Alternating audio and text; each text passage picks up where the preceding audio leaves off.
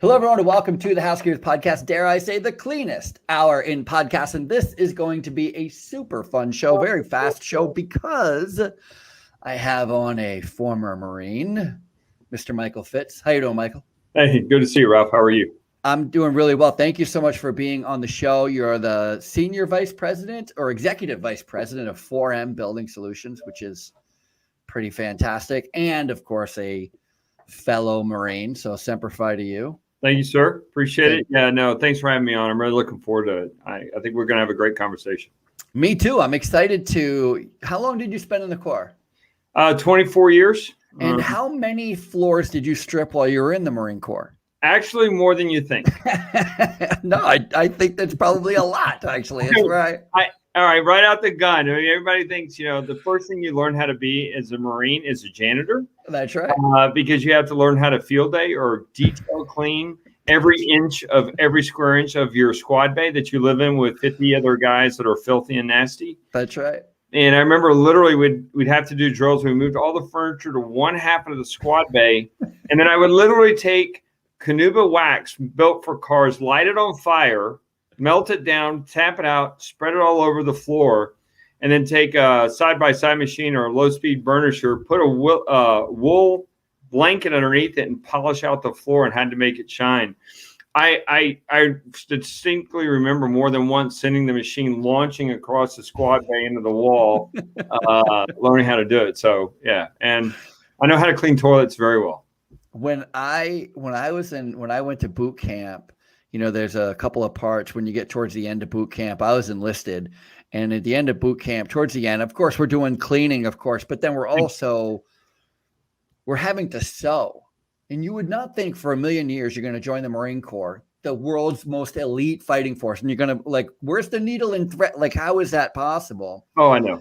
But I found myself having to show other recruits, other Marines, how to sew and how to clean. Like, they didn't know the first thing about cleaning. I had been cleaning since I was 15, cleaning commercially.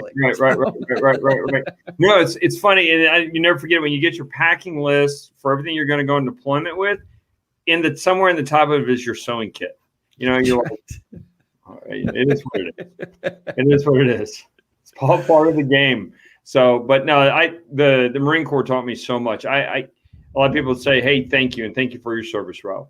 And as a Marine, I say I got way more than I ever put in. I learned so much through those experiences on leadership, the fundamentals of hard work, and quite frankly, what I think is the mental game of being successful, where you and I both know that the word surrender doesn't exist in the Marine Corps vocabulary. And, it's all about will and just trying to find a way. And where there's a will, there's a way. Absolutely. I can't think of the guy's name, but he wrote a book. And he wasn't in the Marine Corps. I think he was in the Army, but he wrote a book. He was a Green Beret, so he's Special Forces. And he wrote a book, and I think the title of the book is Thank You for My Service. And his whole point is how much, everyone's like, thank you for your service. He's like, do you have any idea how better off I am because I went through that experience? Right. No, it's so true. And then as you have become in your own business, you're very, very successful, and I really appreciate the opportunity to be here on with you. And it's my joy and my privilege. You find out when you transition out of the place, it's one of the best places to have a real world education on leadership that, quite frankly, the corporate America just does not appreciate your average veteran and what they can bring to your team. It's just one of the best places to look for sources of talent, and the critical thinking skills and judgment, and being able to take responsibility and be able to take personal accountability for what you've been assigned. I mean, those are fundamental things that every organization is looking for, and particularly regardless of the service. I mean, that's boot camp 101. The day you stand on the yellow footprints, as we would say in the Marine Corps, the first time, that's when you learn personal accountability and what it means that, you're expected to perform, and there are people counting on you to do your job. And so it's an amazing experience. What's interesting, and I really want to get into where you came from and where you grew up and all that. I'm super interested in all that. But one thing we were talking about before we went on the air is we were talking about how I said, I think our main job now is to eat crow, right? And I was being a little flip with it, but I'll tell you, humility that's what you first learn in the Marine Corps. Absolutely. Is to get over yourself. Yeah. My ability to get over myself is the foundational reason why I'm any success at all. No, it's so true. Ralph, one of the first things when people ask me, they go, okay, say, hey, Mike, you're a Marine for 24 years. The next question that they're afraid to ask is, where did you go? And so I usually, I did 2 tours in Afghanistan. I did 1 in Iraq. I did 1 in Africa. I did 3 in the Pacific through various deployments. And one of the things I'll never forget, I had a few ditties or colloquialisms that I put outside of my bulletin on a bulletin board right outside of my office, and it said, "If you're standing here, read this." And because it was just my way of kind of reinforcing some cultures in my organization. And at the very top of it was the why drives the what.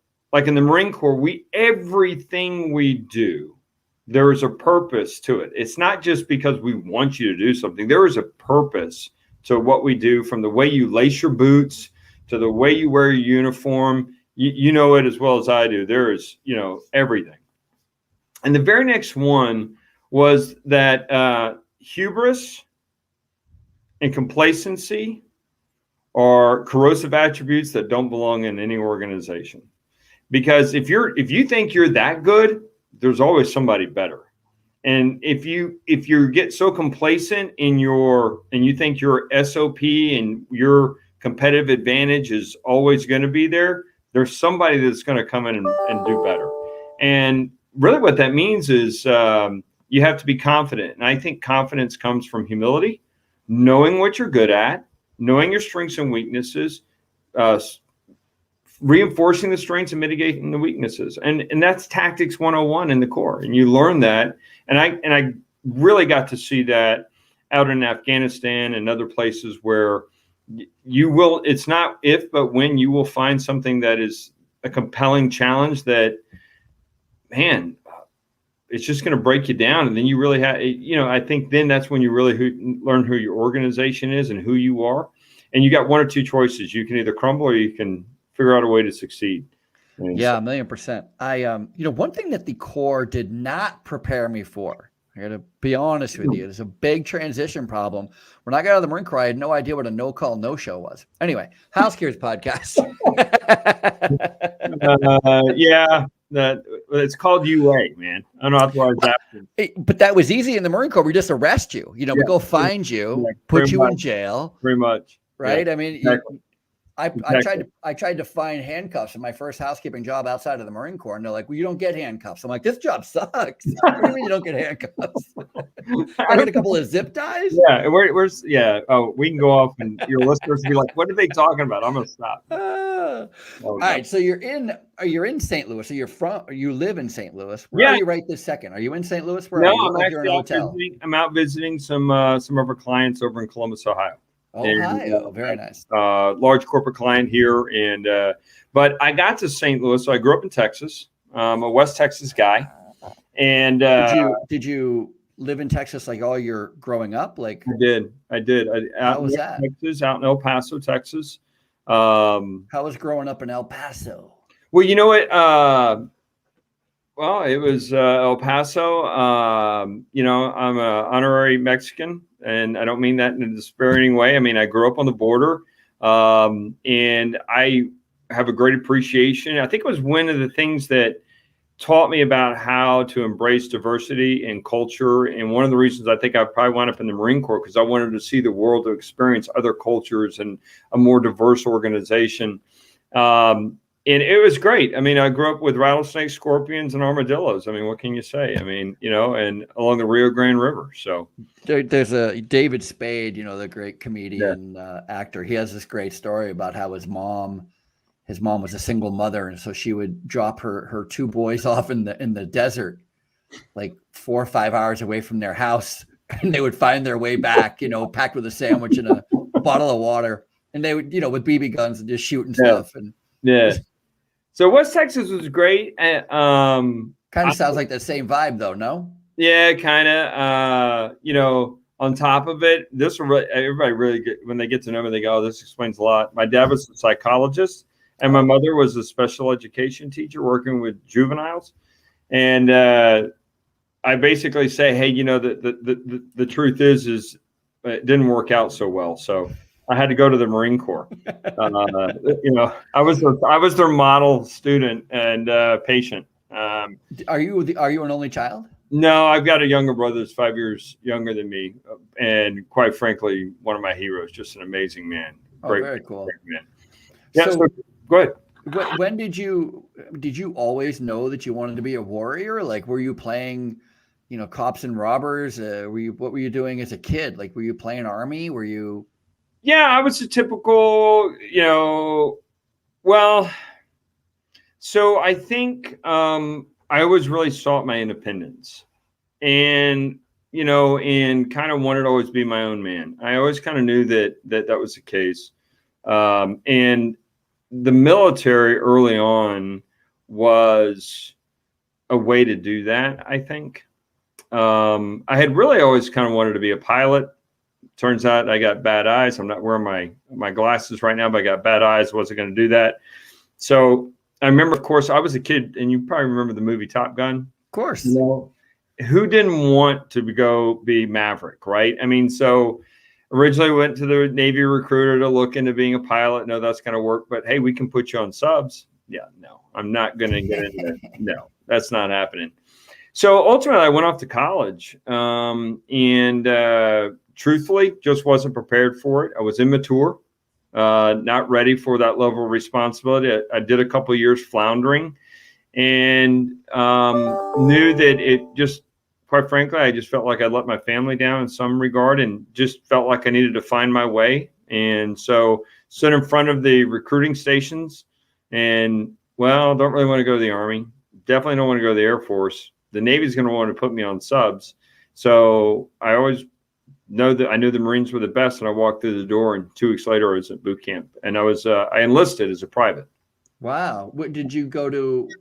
So you must have went to 29 Palms. You must have went to California. Well, I went to Marine Corps Recruiting Depot in San Diego in May of 1993. And then did 4 years enlisted, and then I became an officer.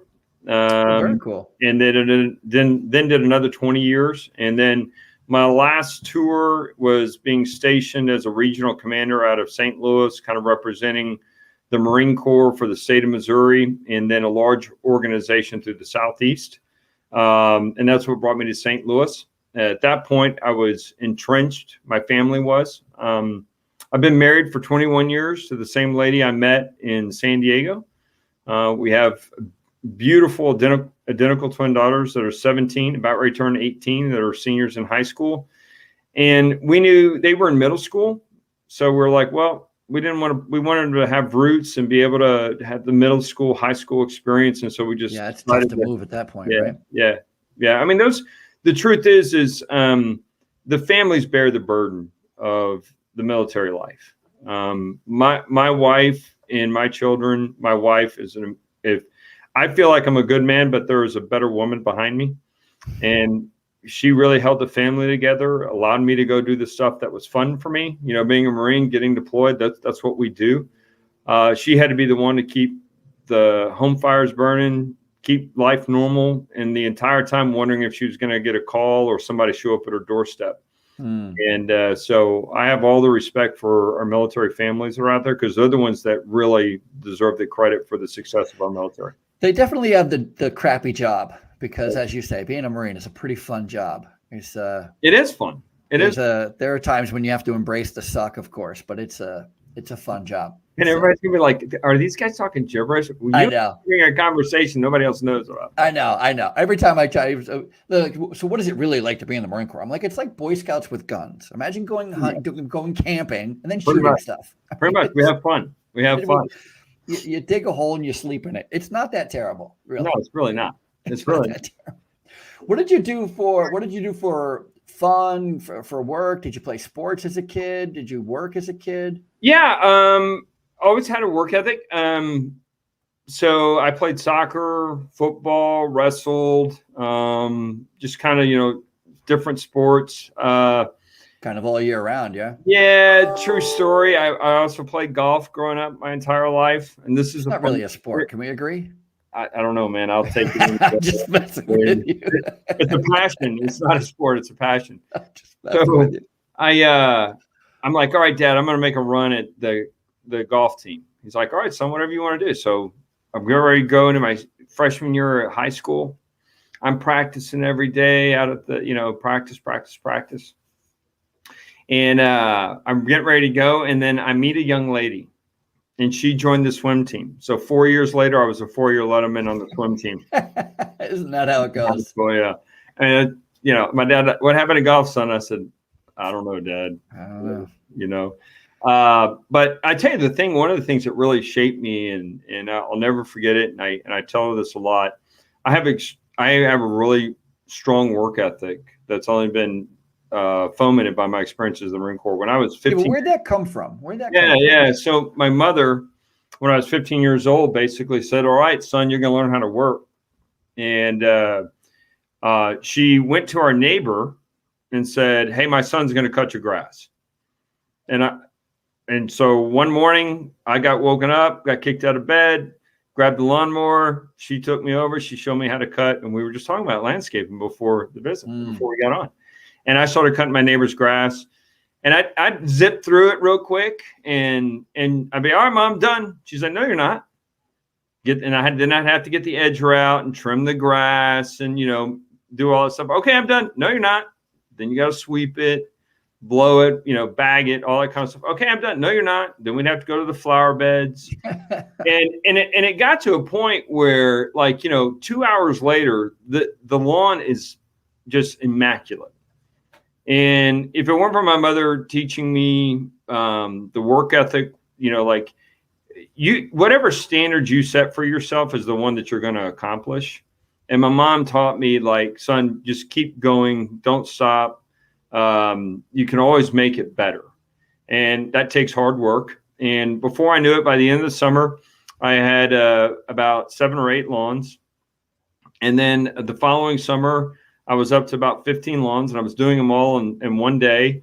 And I almost started my own landscaping business in high school because I just couldn't, but I couldn't do it. And hindsight 2020, I think I probably could have retired early at this point had I started it.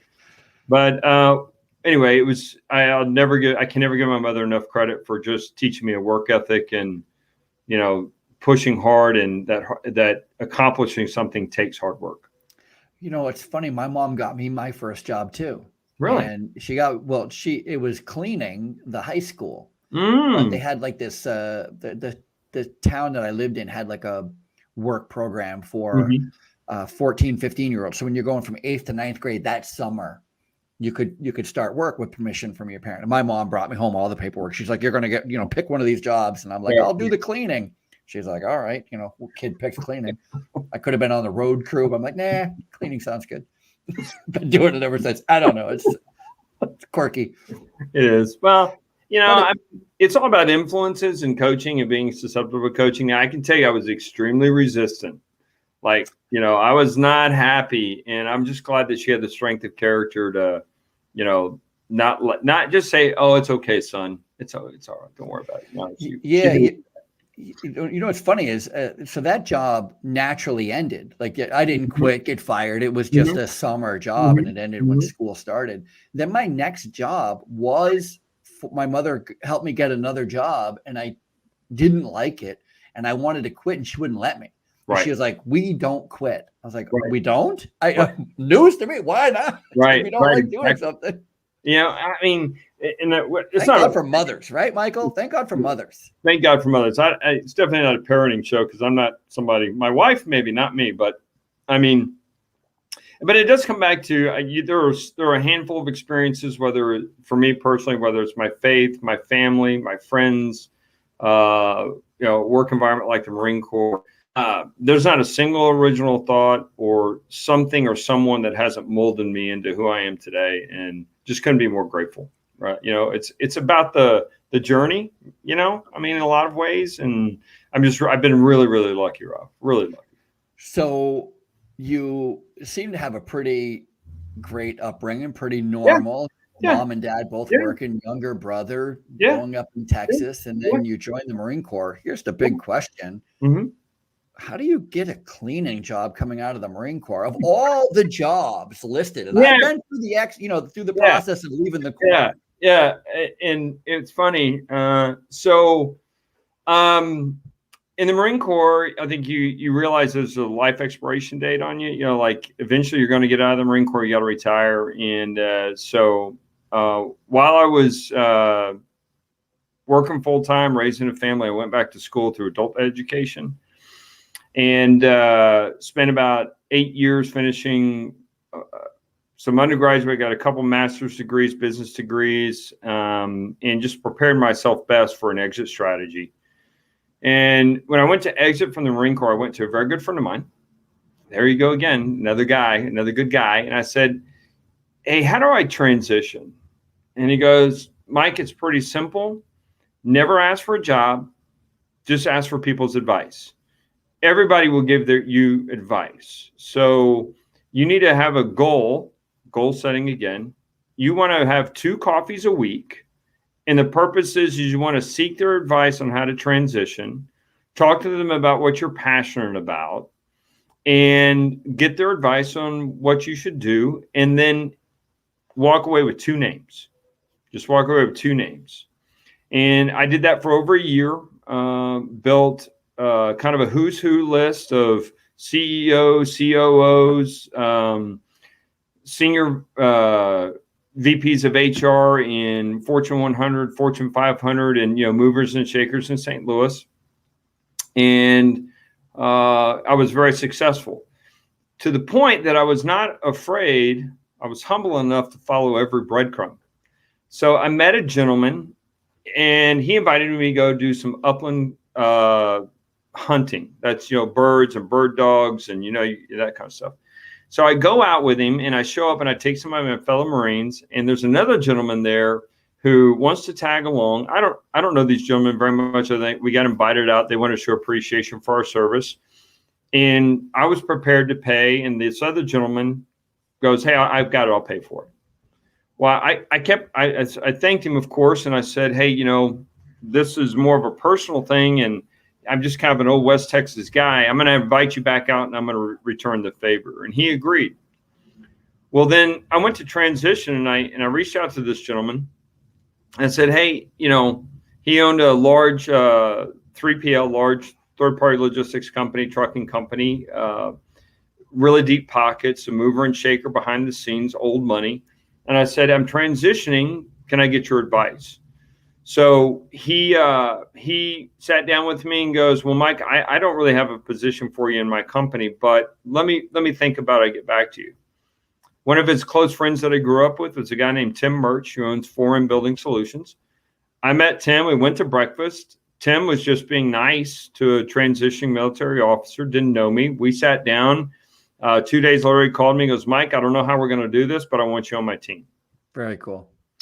What was funny is there was no really kind of commitment at that point. And so I kept doing interviewing. And at one point I had, if you talk to Tim Murch, which has been on your show, we courted for about 8-9 months, trying to figure out what was going to happen. Went through a serious battery of tests. But one of the things I appreciated is I really got to know Tim, and I really got to know the culture of 4M.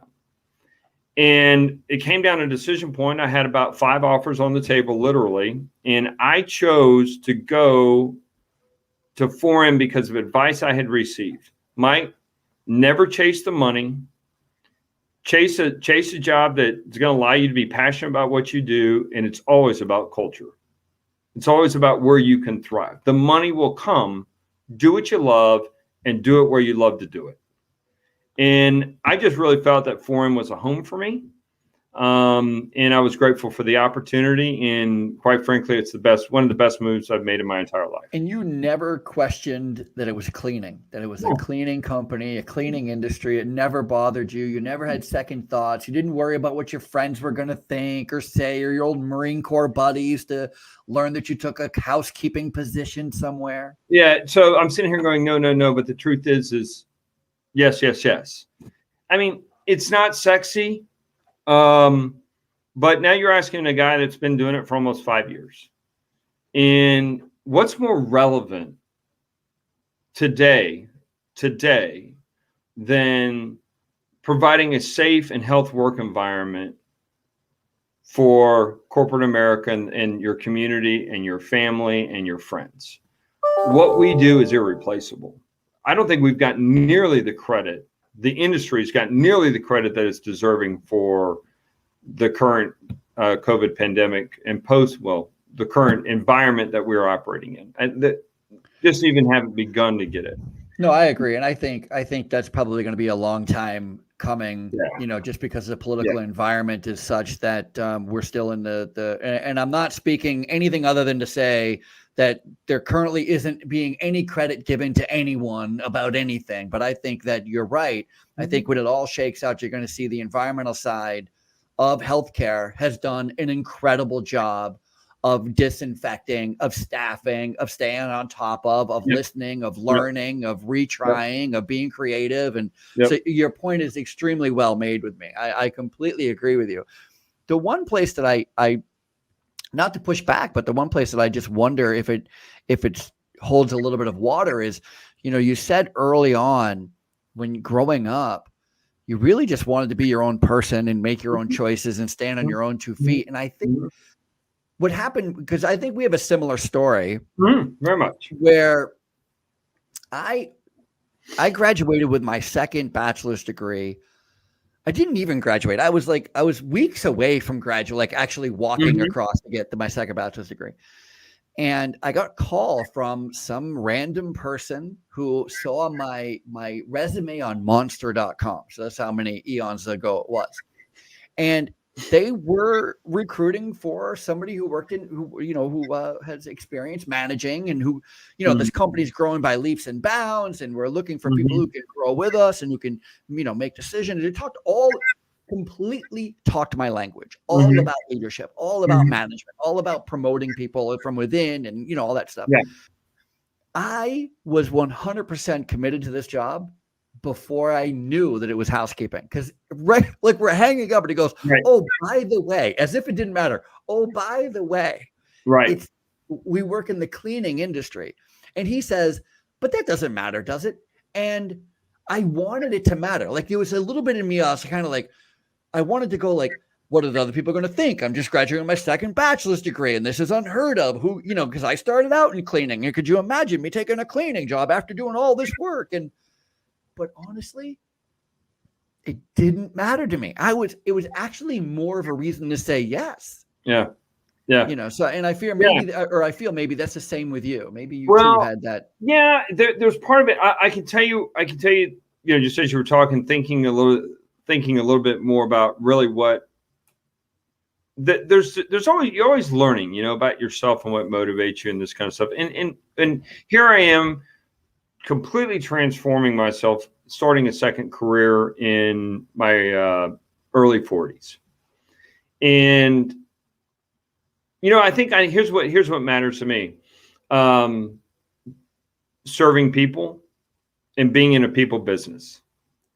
And that's what I do every day. I'm in a people business. I'm in a partnership with my customers. I'm part of a team. I remember somebody asking me, Mike, do you want to be worried about white collar problems, or you be worried about, low collar problems? And this was a guy that, one of these really well connected guys, a lot of money, that I was meeting with. And I walked away from that going like, my entire life has been about serving somebody at the front line of the Marine Corps. I'm a people person. I believe in servant leadership. You and I have had that conversation before. And what motivates me every day is building an environment that allows people to be the best versions of themselves, be a part of a team. And who cares what the widget or what we do? It's about the culture. And cleaning, for the record, is an honorable way to make a living, just like anything else. And I really, for me, it's about the people, and I'm glad that I'm in a service industry. So it does help that Tim allows me to have a great deal of autonomy in his business, and I get to shape and build teams and accomplish things. And that's how I kind of self-actualize. So yeah, it's a good fit in that regard, but I don't think I'd want to do anything else but be around people. That's really great. Yeah. I agree. I love the industry. I've been in love with this industry since I started when I was 15. Mm-hmm. And for me, it's really because I've always kind of felt like you can do two things in this in this industry. You can hide in it, which is always nice because people underestimate you, right? Because you're just a housekeeper or just a cleaner. I like that. Yep. And you can surprise people, which I like. Yep. Because wait, I thought he was just a housekeeper. You know, Right. I mean, Right. my moniker is the housekeeper. I got that nickname when I was 15, and it wasn't a compliment. You know. Right.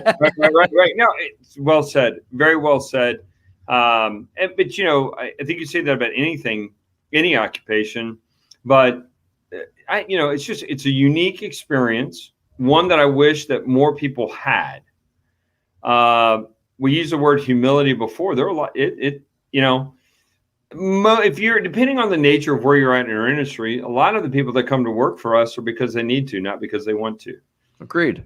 And so we talk about anybody that walks through our door treating with dignity, decency, and respect, covered in gratitude. We're grateful that they're there. We want to make them part of our family, give them a culture to thrive. Kind of a no nonsense. A lot of people are wanting to show up, do their job, and go home back to their families. I think it's just a great way to serve and serve our community and serve our team. So I just love it. I don't know what else to say. I mean, sometimes you just find what you enjoy doing, and we're sick that way. I'm a housekeeper. I love it. I agree. It's super great. It's great to meet somebody who has a similar background and came into the cleaning industry with their eyes wide open and embraced it. Just like, all right, let's do it. And you know what else? We're having such a staffing crisis right now. And I've been in the cleaning industry a little bit longer than you have. Yep. But I got to tell you, I've always been short-staffed. This is not something new. It's always been there. And one of the things that I think has helped me during the last 20 months is my expectation of employees is way different than traditional employers. Traditional employers think they hire somebody and they stay and they can rely on them and they're going to. I hire somebody and I'm thankful they get through the day. Did we get a full day?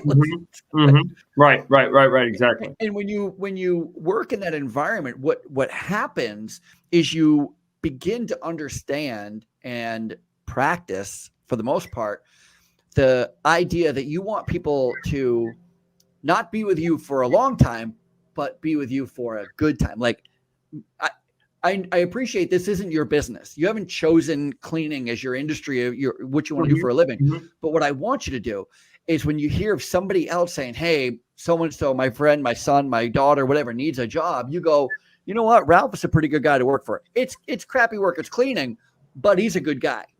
He's a good company to work with. You know what I mean? Yeah. That's the long game that took me a while to figure out. But I think it speaks right to what you're talking about with culture. Like that's exactly what you get with the culture when you're focusing on culture. Yeah. Funny, we were talking about the Marine Corps earlier. One of the experiences you learn in combat is it's a scarcity. It's a resource game. It's managing scarcity of resources and doing more with less, and learning how to prioritize and apply the scarce resources you have to deliver the highest bang for the buck, right? That's what we do every night in a building, because you're never going to be fully staffed. You've always got staffing challenges. So how do you enable critical thinking skills and time management skills and allow that team to come together and get stuff done? And one of the things I couldn't agree with you more is I try and build a stable nucleus or core to my labor team, right? There are some people that's the backbone, that's the foundation, right? If I have a core group, if nobody else shows up tonight, we can get the job done. Is it painful? Yes. But will they get it done? Yes. And I treat those people like gold. Treat them like gold. Take care of them. Show the value. Appreciate them. Give them the recognition. And the idea is, like, I think right now in our company, we have a pretty good percentage, greater than 60% of our team of, roughly about 4,000 employees that have been with us over a year. I didn't say 10. I didn't say 20. I'm over a year. A year's right? Pretty decent. Yeah, it's a great stat. Yeah. That I think that speaks to our culture. And I think when people think that culture doesn't matter, in the service industry, it absolutely does.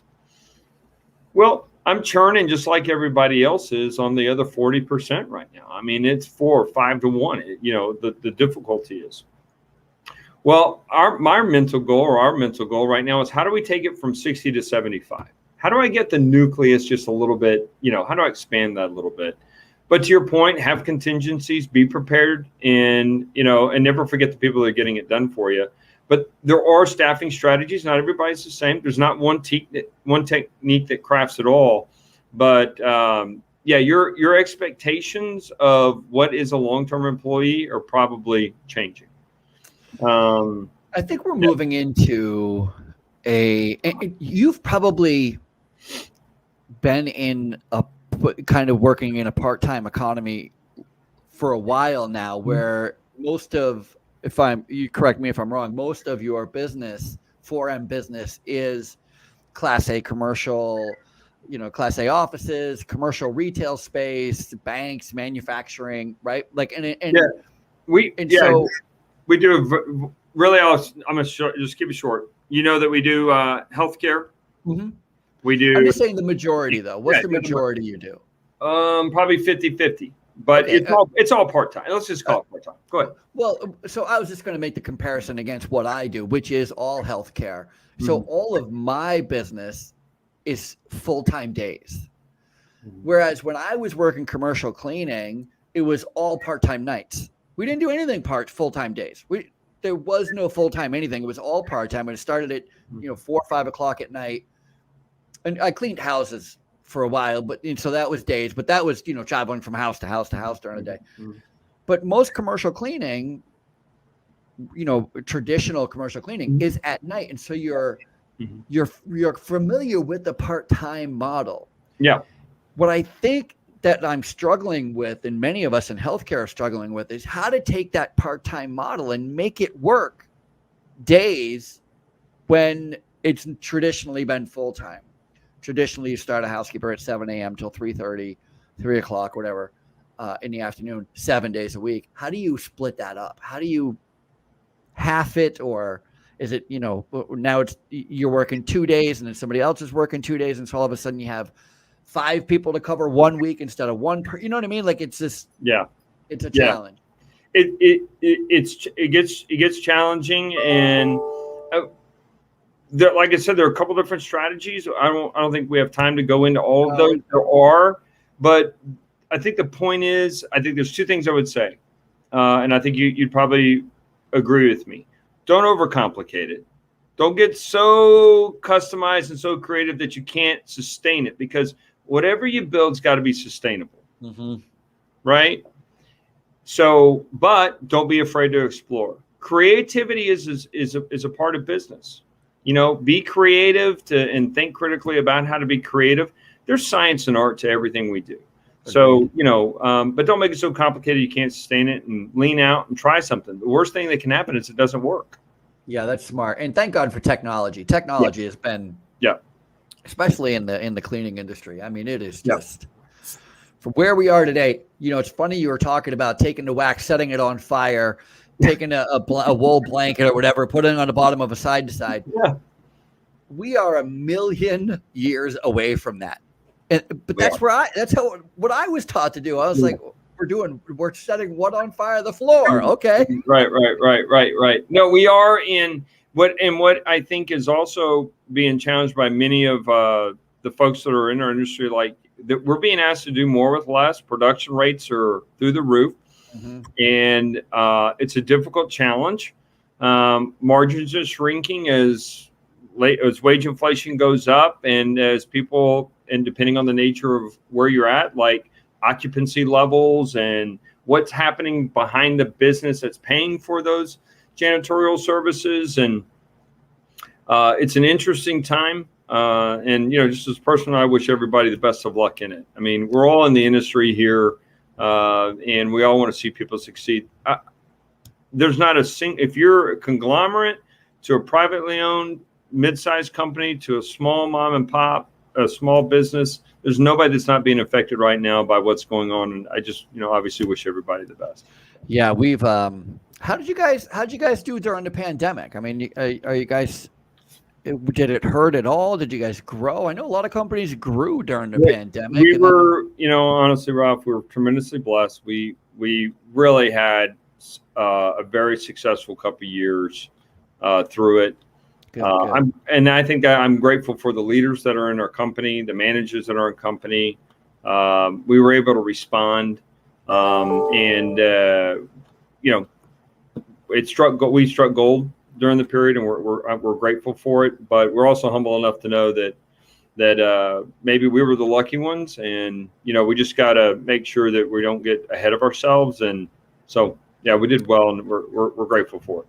Yeah, that's good. There was a lot of, if companies weren't diverse at all, like they just only had even I know companies that only cleaned medical office buildings, and they went under, because all offices were essentially closed and said you can do this work from home, and even dentists were shut down for a while, and it was really tough. So it was really I work in healthcare. Like I said, we had the opposite problem. We had more work than we knew what to do with. We had no staff.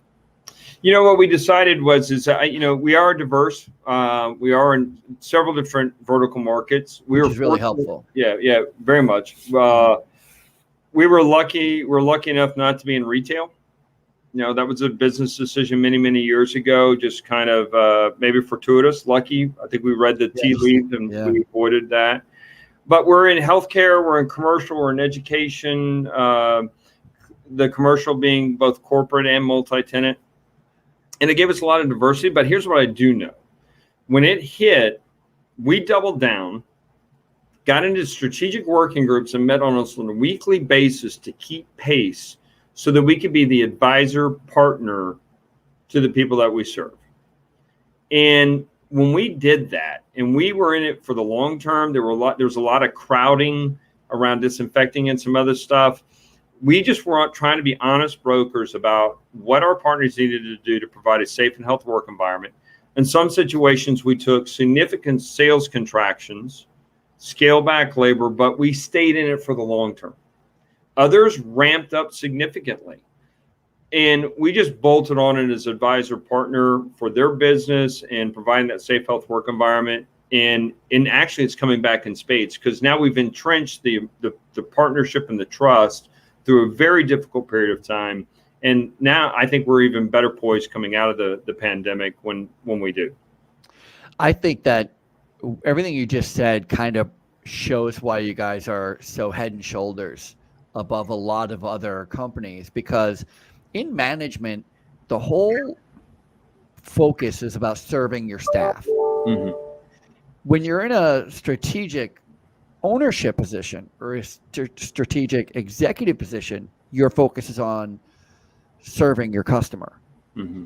And it sounds like you guys didn't drop the ball on either one. You guys just kept going, okay, how do we make this work for the customer? How do we make this work for the customer? How do we make this work for the customer?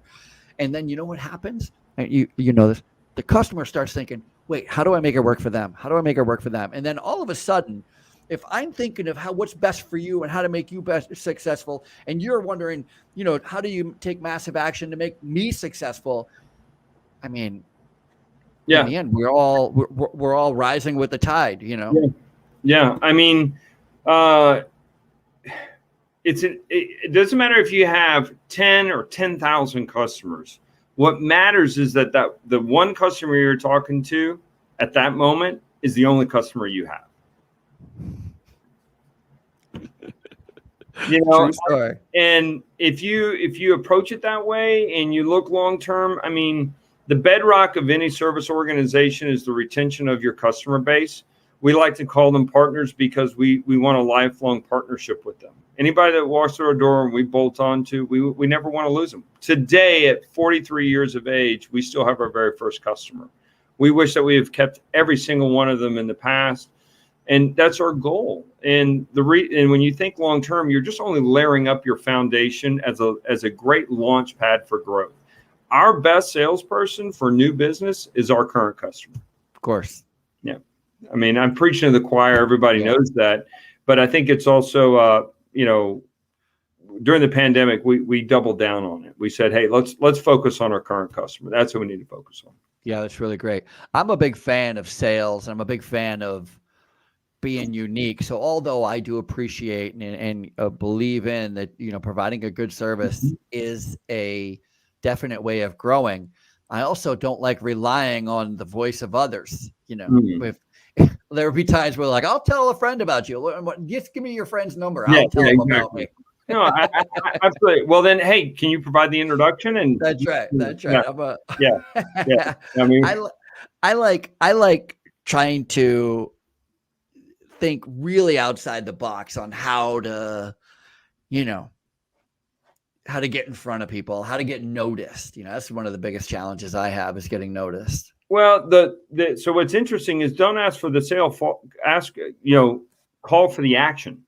I mean, like if I'm not talking Glengarry Glen Ross, ABC. Here we go. But what I am saying, like, you have the good leads. Yeah. Go watch. No.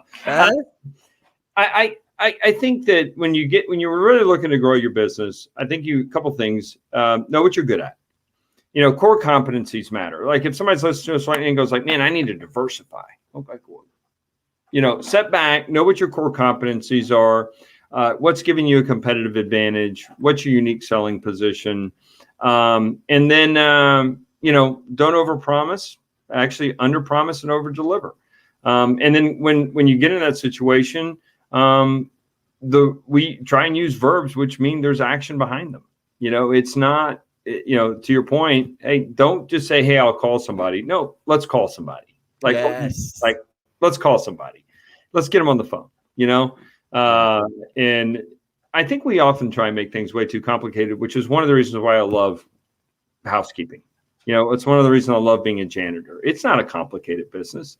And there's standardization, there's things you can do, there's efficiencies to be had. But it's not that crazy, I mean, it's not a crazy business. What makes it more complicated is that it's a people business. And I love people. And so I'm happy to do that all day. Yeah. I think I might've told this story recently on the show, but I had somebody reaching out to me and they were saying that they had a client who wants more laundry staff and they're asking for more FTEs in laundry and they don't know how to tell her or how to approach, the owner that we can't add, there's no money to add laundry staff. And I'm like, there's no administrator, no nursing home owner I've ever met who wanted to add more laundry staff. And they're like, I'm telling you, that's what they're saying. They want more. They don't want a laundry problem. So they're saying, hey, maybe adding staff is the answer. It's just one solution of 100. That's right. But let's drill down to find out exactly what's going on here. It's not staffing sometimes is the answer. Right. But not always. We're not even drilling down to the actual question. Yeah. Yeah. And you and I both know there are so many inputs to the conversation about meeting expectations. And in the end, we firmly believe at Forum that we try to keep our promises. If we say we're going to do something, we're going to do something. And if the customer is rendering us in a relationship to solve their problems, which is what we do every day, we solve the ones that they know of, but we also solve plenty that they don't know of, right? What the housekeeper does that they don't know, and what the housekeeper does to save their business and all that kind of stuff. Those are the things we want to do. But in the end, it's just about mutual expectations. Are we meeting their expectations? And are we building the trust that they're like, man, I recommend Ralph all day long and twice on Tuesday. And I would never do my organization can't run without Ralph and what Ralph does. I got to tell you, I've made some real bonehead decisions, and it has lost me accounts. And I've lost accounts where I didn't even understand it. Like, I don't understand why I'm losing this account, why they're canceling. And then I've lost and then I've kept accounts where I was like, I don't know why they didn't cancel me. You know what I mean? Like, I completely earned, and others where I didn't. But I think the biggest lesson that I've been able to learn is from the accounts that I lost. I lost an account once in 9 days. Really? Think about that. 9 days. Wow. It took me months. I mean, to get an account, to build a relationship, to meet somebody, to, let them know what you do, to explain the process, to get them to buy in, the whole thing. It takes a lot of effort, a lot of time, a lot of, knocking on doors and, hey, just here to, whatever. Mm-hmm. To get them to sign, we start the account, and to lose it in 9 days was the biggest lesson that I've ever learned. And the lesson is this: I forgot why they hired us. Yep. And I started to think that I knew better. And it was, here's a perfect example I'm sure you'd appreciate. I used to ask questions that I already had the answers to. We'd be going on a tour, and they'd be showing me an area, and I would go, how often is this area clean? And they'd go, oh, they get in here once a day, I think, maybe once every other day. And I would say, not when I get in here. This should definitely be hit twice a day. I'm going to take care of that.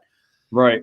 That's how I used to approach it. And I've learned that it's actually better to go, how often is this cleaned? And they go, once every other day. And here's the follow-up.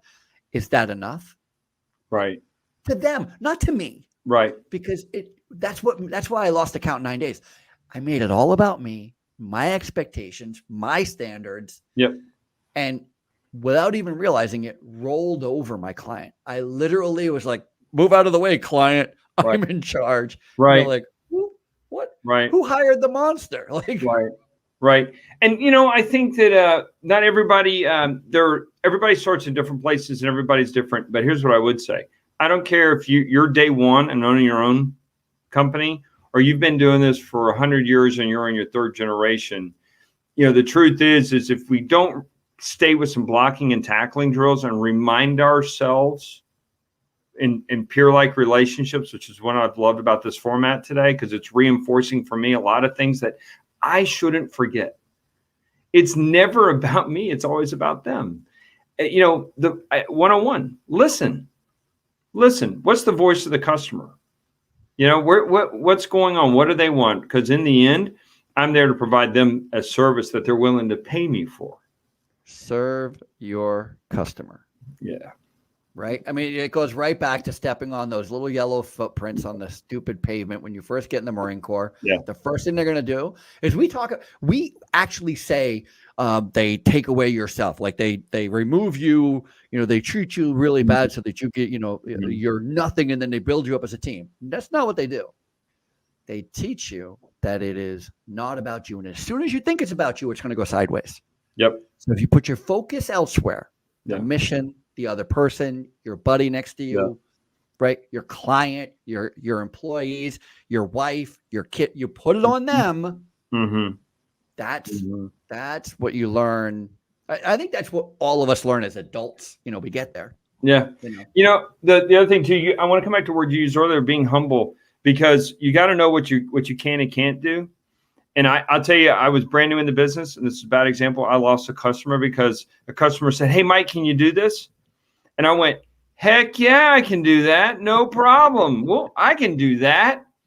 I didn't assess my team's ability to do it. I put them in a really, really bad spot. I asked them to move heaven and earth, and guess what? They couldn't do it. What I should have said was, "No, I can't." I should have said no. But I was so worried about not disappointing the customer that I got too confident. Oh yeah, we can do that. We can do it. No, and when I should have just said, I'm sorry, I'm probably not the best person to do that right now. I just don't have that capability.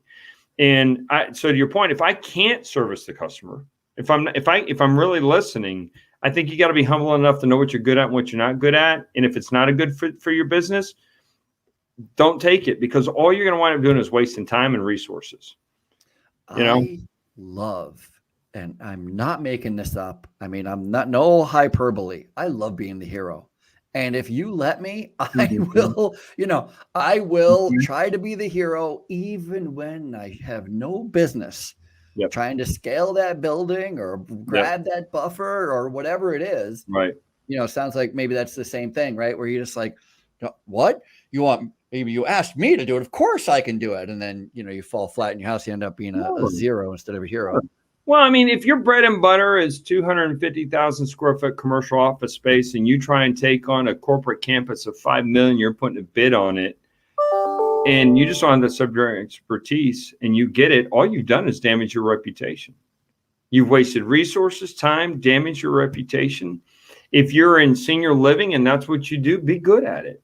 And then if you want to grow, there are ways to scale, and there's other podcasts. I'm sure you can help them with that and some of the services that you offer, Ralph, on how to scale your business to be prepared to grow and make an investment, smart growth, smart investments in maybe some expertise that you need to come onto your organization, and how do you kind of grow smartly.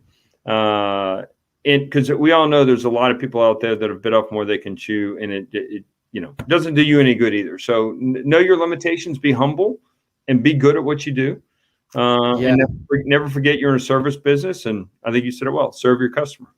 When I was a kid, it's a terrible story, but it's a short one. I was with some friends and we were throwing snowballs at a store.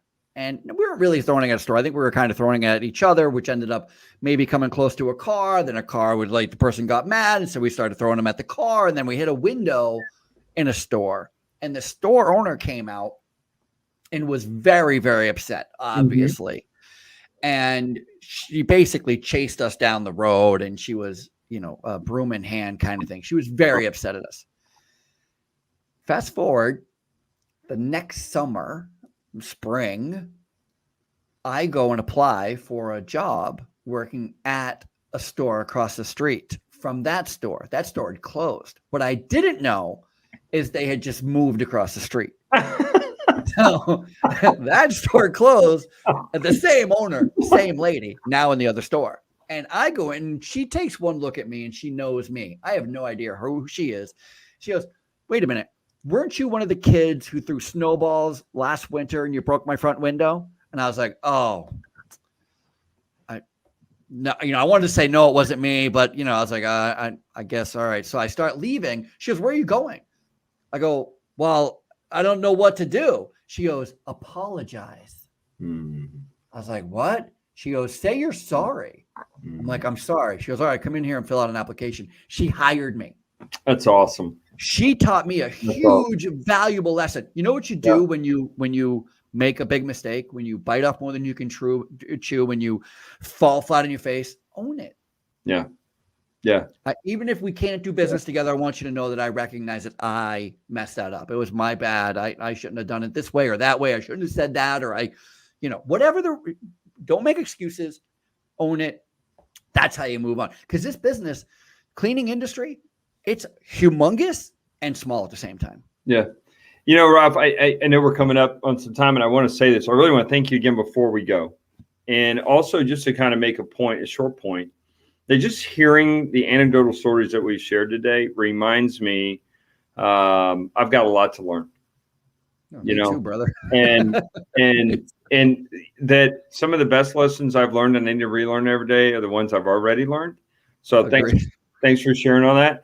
And that, I'm just thinking, as we've really shared a lot about what we think, how business is, it's an adaptation every day. Learning is growing. It's a lifelong journey, and I'm learning. I mean, we've had catastrophic success in Forum. I'm grateful and I'm blessed, and we're blessed. And I'm so humbled by all of that, but it's different challenges. scaling and growing or pandemic or, diversifying your organ, whatever we're talking about, we've talked about so much today. I'm learning every day. And more importantly, I don't think we've said this enough. It's not about you and me. It's about the people that you surround yourself with. I can guarantee you that Mike Fitz has really not made that much of an impact in 4M when compared to all the great leaders and managers that are around me that have made me look exceptional, because I've got a great team. I know that I need great people around me that are going to overcome my weaknesses. And I really got to kind of give it to the other folks that are not on the screen that have made us successful, because, and that's, talent is warfare. A good friend of mine told me it.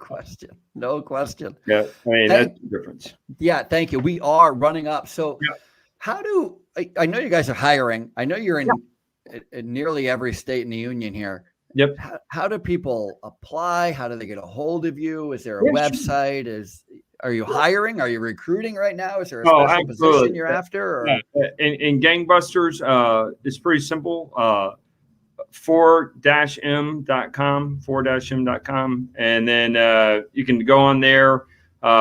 Hit us up. Like careers on there and everything. Oh yeah. Is there like a job board? There's a job board. There's a whole career page. We're hiring like crazy. Absolutely hiring and not just senior level position or not entry level positions. All kinds of positions, and we'd love to have anybody that wants to join our team and join our exceptional family. I got to tell you that I know 4M pretty well, and I know the leadership and where you guys all come from. I've been pretty involved. I'm pretty excited about it. Your company is like, again, one of those companies where you can literally get in on the bottom and you can run the place in a very short amount of time. There's so much growth opportunity. There's so many different places that you can, that you guys are looking for good leaders, good people who just, a lot of times people are like confused what leadership and management is. I'm going to tell you what it is. It's about accepting the idea of responsibility. Yep. I will be responsible. Yep. If you have the ability to be, if you have the desire, you want to be responsible, you want to grow and do something good, not just for your community, but for yourself, your family, 4M is the place to go. Thank you. Thank you for that. And we really appreciate that, Ralph. And it's been a pleasure getting to know you, learning from you, and just having the relationship and what you do for our community, drawing attention to it, having a venue like this where people can come and seek ideas or hear great ideas or hear somebody. We're telling war stories here. We're telling war stories. You got it. Thank you so much, Ralph. You're welcome. Thank you. Don't go anywhere. That's it for us, the Housekeepers podcast. Thank you so much for tuning in today. If you enjoyed today's program, make sure you check out 4m.com. They're a really great company to work with. And please make sure you're sharing the podcast. Tell your friends, writing reviews, making sure you're subscribing to the podcast. Find us on YouTube if you want to see all of our videos. They're on YouTube. Otherwise, they're live here on LinkedIn, Facebook, Twitch, Twitter, Facebook. We're everywhere going live today, but they're always, you can find them always on YouTube. Find us on YouTube. That's it for us. Mr. Michael Fitz, retired U.S. Marine. Very happy to have a retired Marine on here with me. Very excited. That's it. Michael Fitz, Ralph Peterson. We'll see you guys later. Thank you.